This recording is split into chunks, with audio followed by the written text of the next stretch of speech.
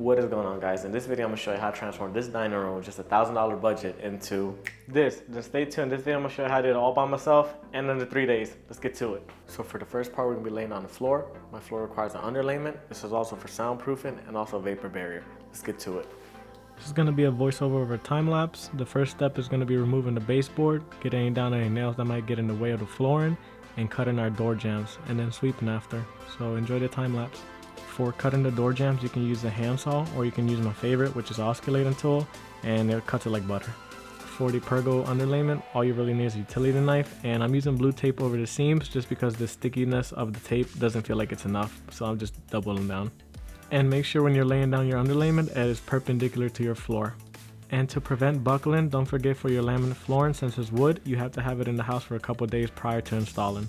I'm going to say sorry ahead of time. I know I forget to say some things. I've just been doing floors for so long, I just forget the little things. But the biggest rule of thumb is doing your first 2 rows away from the wall.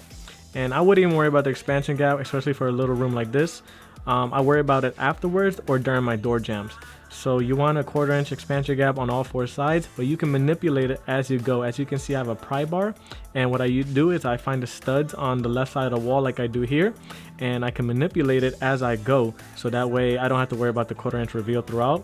But anytime I'm doing cuts or cuts around the door jambs, that is where I do get it lined up with a 1/4 inch expansion gap on the front, left, and back side, so I can ensure I'm not undercutting or overcutting the floor.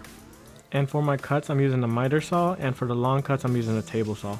And as you can see, I finished this in about 2.5 to 3 hours. I got a 1/4 inch reveal everywhere, and I did leave the last cut just because I didn't feel like pulling on my table saw the same day. I did measure the last 2 pieces that I needed so I can cut them the next day. And please don't forget to stagger your cuts. What I do is a full piece, 11 inches, and then 29 inches. That usually gives me the best look.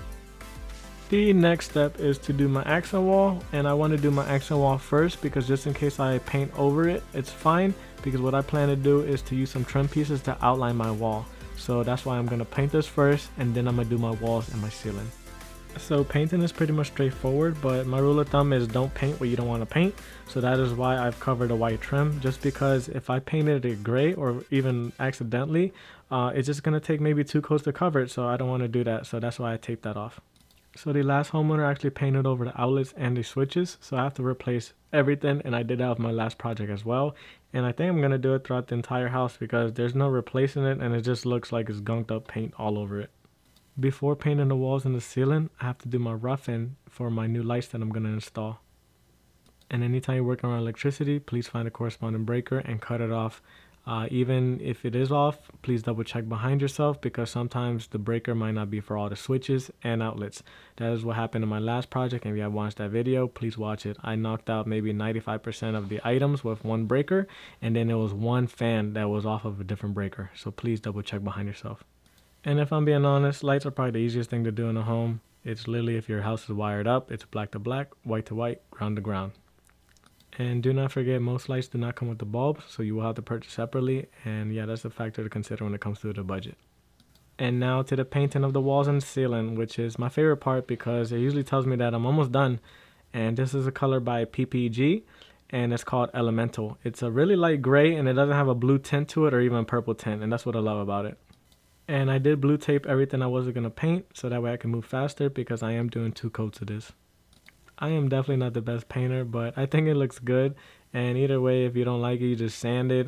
Just start over again with another coat, and you can keep sanding the coats until it looks smooth. There's really no secret to painting. And if I'm being honest, I think the hardest part about painting is thinking of something creative to do with it. As you can see, I'm not just doing a gray wall, I'm doing an accent wall, and it took me a while to think about what color to use, and that color is called Charcoal Something by Bear.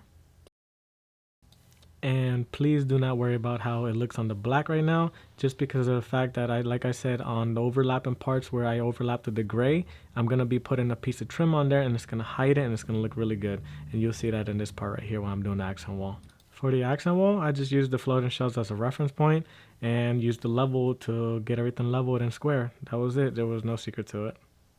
I am sorry if this video feels kind of rushed. I am trying to finish this house before July so I can sell it. In the future, I will elaborate more on each of these topics, but for now, if you have any questions, just leave them in the comments and I will respond. Thank you to everyone. And this is the final part. I hope you guys enjoyed this video. Leave a like and a comment of what you think about all my work. I love to read everyone's comments. Everyone's opinion is important because it helps me as a person to grow and develop. And yeah, so please, I look forward to reading everyone's comments. And my next project is going to be my second living room. And yeah, we're making it through this house. We're about 20% in, so it's nothing compared to what's next. So stay tuned for the next one. Peace.